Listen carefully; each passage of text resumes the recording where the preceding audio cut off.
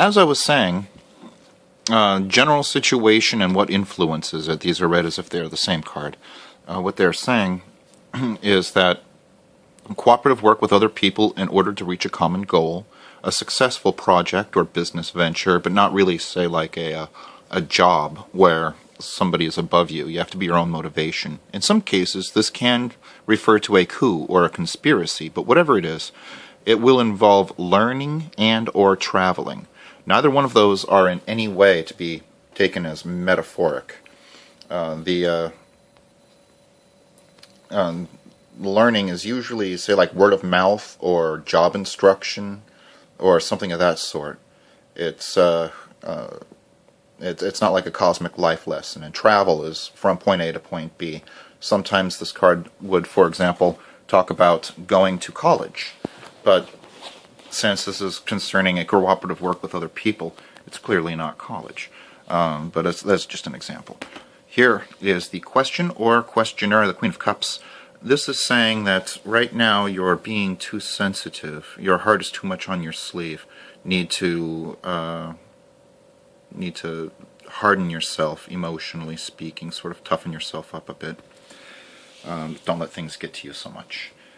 This here is your past. That is saying that you are doing too many things at once, too much multitasking. It's not so easy to really get anything done. It's practically impossible when you're doing so much all at once. Up here, the present. This is happening now with the King of Wands. This is a male that you know. This man, he is... well, the age group is kind of ambiguous. It's hard to say like what age range this person would be in, which you know, was not for every card. But this guy, he's very much a man, dynamic masculine energy, a real guy's guy. And there's something wrong around him right now. Tension, stress, negativity, perhaps danger.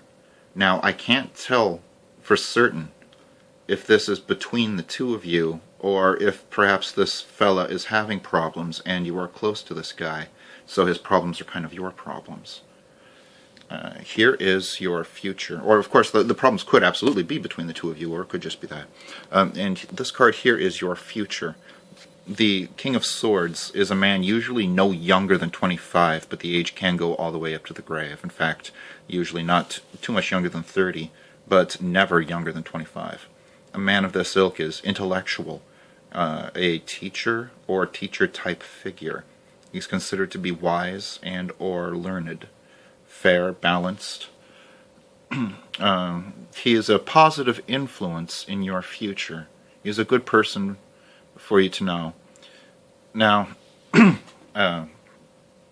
this guy, he's oftentimes in some sort of a instructional position or a teacher position, though not usually literally a teacher itself, but often does something in that kind of capacity.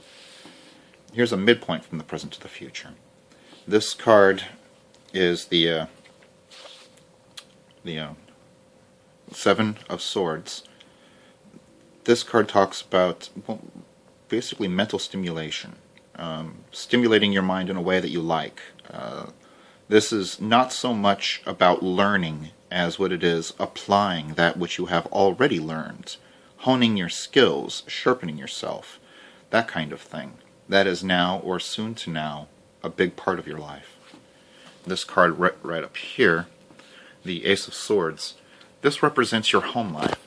Now, home life is either literally where you live, or it can be within the family. It can be both, especially if you live with your family. But in any regard, this card here talks about a positive change, a good transition, one that you enjoy. This is saying that you absolutely knew beforehand that this change was coming. In almost every case, it's because it is a change towards which you have worked. This is something that's perhaps a part of a goal or the goal itself, or at the very least, you were able to see it coming. This positive transition is not a surprise, but it's a good one. It's a good transition. It's happy. This card here is not so happy. That woman who's upside down, that's called the World. The World inverted is in your place of anxieties. Your anxieties right now have to do with how much responsibility is upon your shoulders, the duties and burdens that you have to do. And you have some fears about those responsibilities. You can feel like the weight of the world is on your shoulders. So it's appropriate that would be named the World. But actually, the turn of phrase, world on your shoulders, comes from the tarot, not the other way around. Here is the Devil, the overview card. This is your advice, your lesson of the day. Your advice is definitely not anything akin to go to hell or anything like that. The Devil card is not nearly as scary of a card as the average person would automatically assume. The Devil, when you see him in images like on a vacuum cleaner or a can of ham or whatever, you always see the Devil with a pitchfork.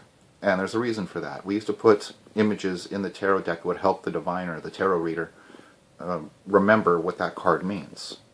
I mean, it's a lot of definitions. You got 78 cards, and each one of them has 2 definitions. Sometimes a card will have 3 definitions. But anyways, yeah. So with this card, the pitchfork, that's the cleaner of rubbish. It's what you use to clean all the muck out of the stalls or clean garbage out of a place.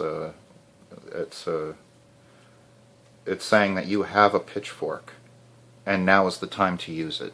It's time for you to clean out the negative energies, to make the changes in your life that you need to make, to change what you need to be changed. You have the tools, you have a reason to do that, and you have the space available. Things are right in your life right now to be proactive about changing things for the better around you.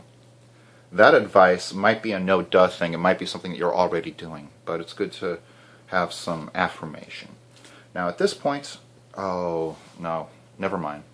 Normally I would have you choose 3 more cards, one upon here, here, and here, but you would need to be here to draw the cards and place them on top. I wouldn't know how to do that solitarily. I'm not sure if I mentioned this before, but this tarot reading, since you're not here, since you're not the one shuffling it, and since I can't even hear you to say stop shuffling on the phone while I'm doing this, this isn't really your tarot reading. This is my tarot reading about you. Now, that's sort of to say like you are getting second-hand proxy. I am the proxy of the tarot, and this is this information for me because it's just kind of the way it works. It's like whoever it is that punches in the equation gets that answer, and I can't mimic your energy. I don't even know you. Never even met you in real life. For all I know, you could be catfishing me. So this is what the tarot has to tell me about the state of you. That's not to discount your interpretation of this. Everything, you know, if it resonates with you, you find it to be accurate, then great, you know. And if you don't find it to be accurate, well then go screw yourself. I'm just joking.